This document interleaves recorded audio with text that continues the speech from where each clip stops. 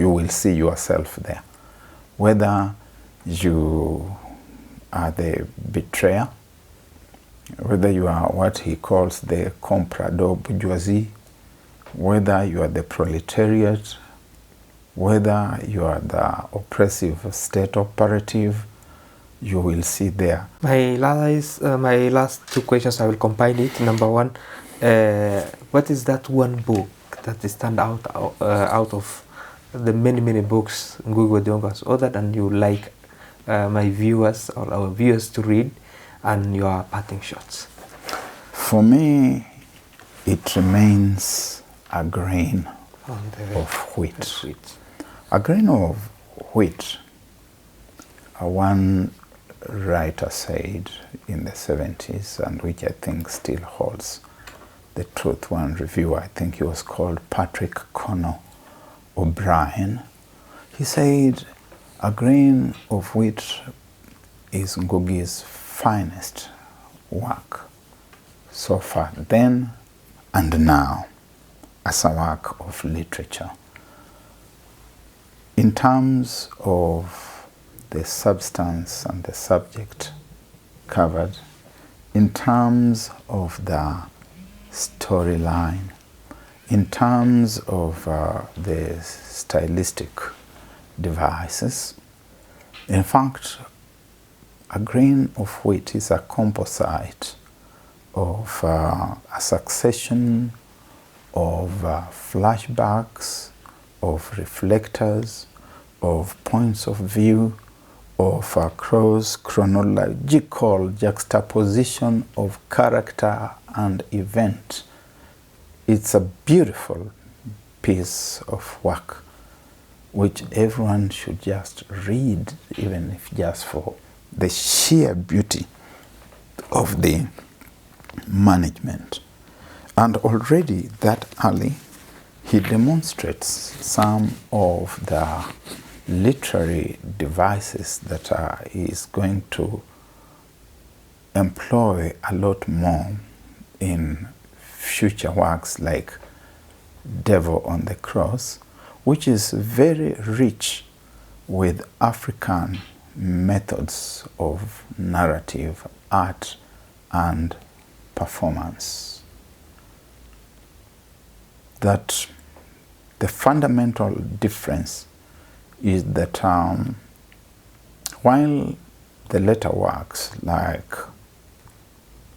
Petals of Blood, Matigari, Ngugi Wa Thiongo as Wizard of the Crow, and Devil on the Cross tend to hide the ideological orientation just thinly under the surface.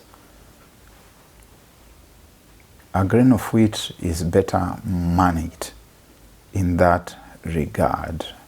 You can read it purely as a story for purposes of entertainment up to the very end. Then you'll sit back and reflect about the thematic thrust and the very fundamental questions of the day that Wa Thiongo is raising. And interestingly, the prophetic thrust, the betrayal of the people by the independent African state, the Kenyan state. Take note that A Grain of Wheat was published in 1967. He must therefore have written it way before 1966 or 65 even, when the country was only 2 years or 3 years old. 2 to 3 years old. But he was talking about things which we are seeing today.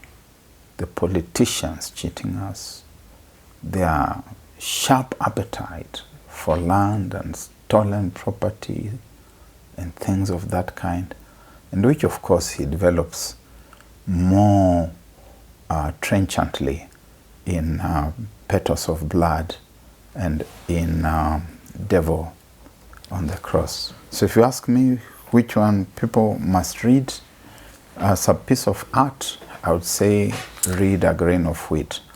But of course, read also the others, because you will see yourself there. Whether you are the betrayer, whether you are what he calls the comprador bourgeoisie, whether you are the proletariat, whether you are the oppressive state operative, you will see there. And conclusively, in Petals of Blood, school children go out on what is called a nature study session. And as they are studying nature in the field, they are being taught about flowers, the different parts of flowers, from I don't know, the pedestal, the anther, the style, the stigma, and those are the things that we were learning. And they also learn about petals. And one kid sees a red petal and says, oh, these are very beautiful petals, red petals, petals of blood. And he checks and sees that one of those petals has been eaten by a worm. And he asks the teacher, but why has this one been eaten by a worm? And the teacher says, it's the simple law of nature. Some things eat and others are eaten. And in Ngugi's works, you will see yourself there as a thing that is either eating or is being eaten. Wow. We came to the end of our conversation. Your last parting shots. Just a message, a tribute to the family, to the friends, to the literary fraternity, to the publishing fraternity, to his students, and to all of us who are privileged to know, to interact, to benefit from this giant, this colossal man of intellect, letters, brilliance, and even to those who didn't know him, but who cherished the things that he stood for.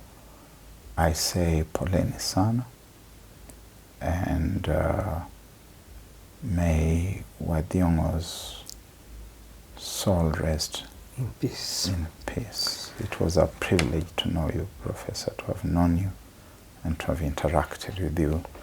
Go well, go in peace. Amen.